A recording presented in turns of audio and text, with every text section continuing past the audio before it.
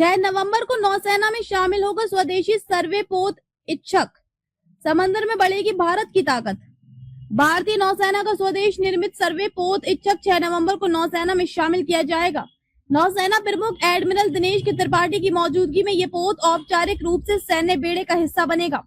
इच्छक, जिसका अर्थ मार्गदर्शक है, भारत की जल सर्वे उत्कृष्टता और स्वदेशीकरण की दिशा में एक महत्वपूर्ण कदम है।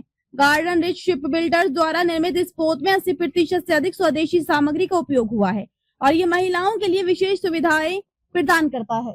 भारतीय नौसेना का स्वदेश निर्मित सर्वे पोत इच्छक को यहाँ नौसेना अड्डे पर 6 नवंबर को सैन्य बेड़े में शामिल किया जाएगा।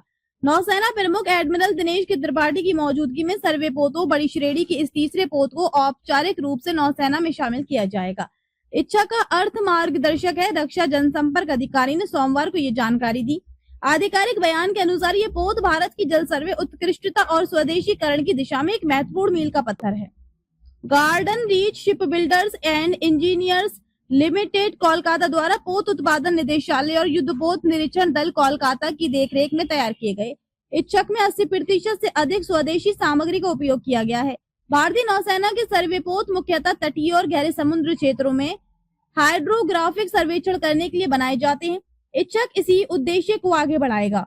ये पोत नौसेना के लिए नक्शे, चार्ट्स और समुद्री नेविगेशन डेटा तैयार करने में मदद करेगा, जिससे भारत की समुद्री सीमाओं की निगरानी और रक्षा और भी सशक्त बनेगी। भारत एक समुद्री राष्ट्र है जिसके पास 7,500 किलोमीटर लंबा तट है और विशाल विशेष आर्थिक क्षेत्र EEZ फैला हुआ है। ऐसे में समुद्री सर्वेक्षण, नौवहन मार्गों की सुरक्षा और समुद्री संसाधनों की निगरानी अत्यंत महत्वपूर्ण है। इच्छक जैसे स्वदेशी सर्वे पोत इन आकांक्षाओं को साकार करने में मील का पत्थर साबित होंगे।